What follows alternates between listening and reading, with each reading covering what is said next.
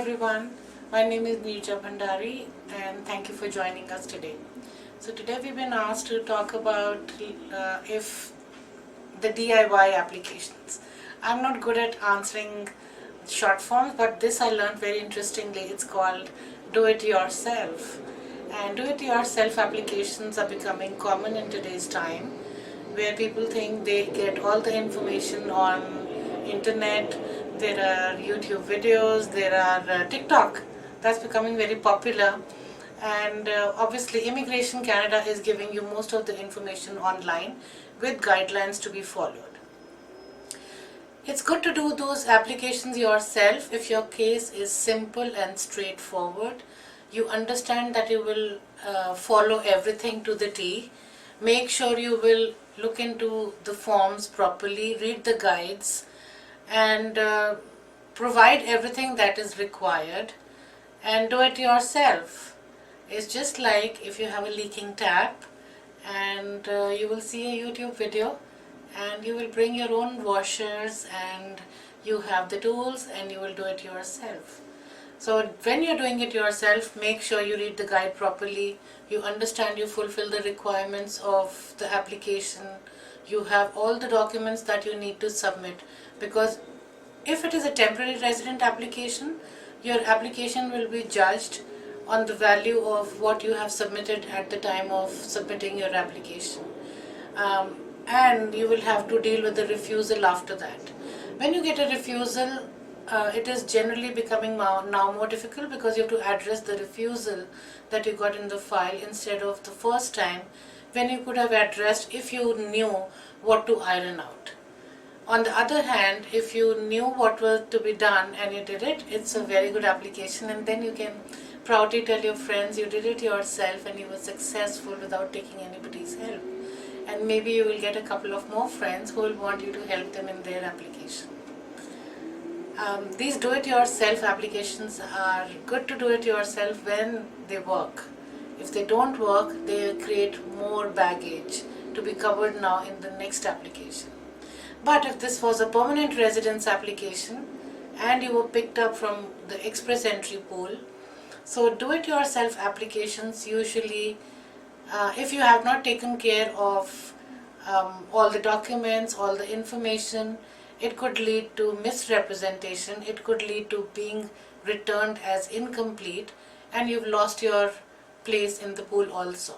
So when you're doing these applications, make sure you fulfill all the requirements, you've checked on the guidelines, you have read the manual, you've read the guidelines and the guide provided for the application, follow all the instructions, and make sure you submit all the required documents as and when to be downloaded and PDF'd and compressed or minimized to the specific sizes and uploaded in the right format.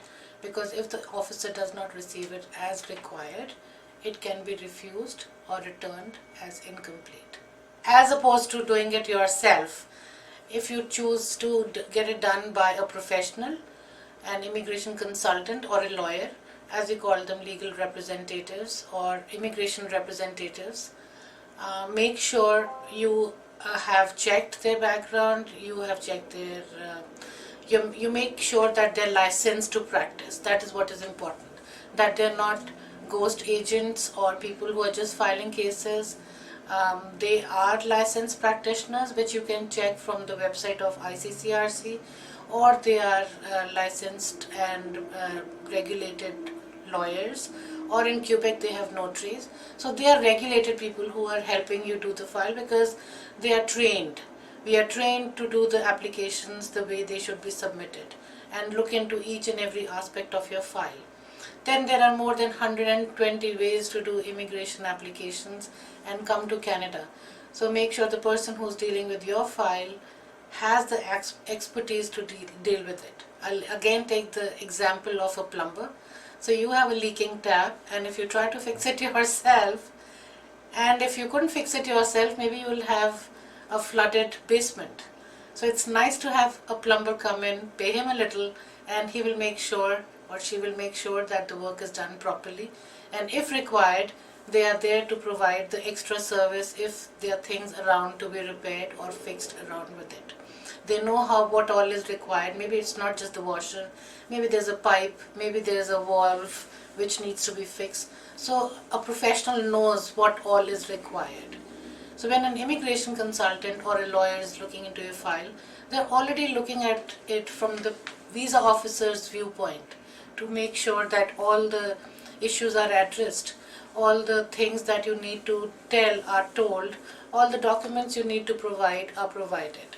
Human errors can be made, but at least immigration consultants and lawyers know how to fix it and make sure that you have a smooth ride.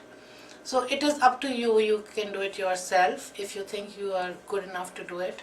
But if you think there is something you need advice on, maybe not the whole application, but at least a consultation, then yes, take a help from a professional.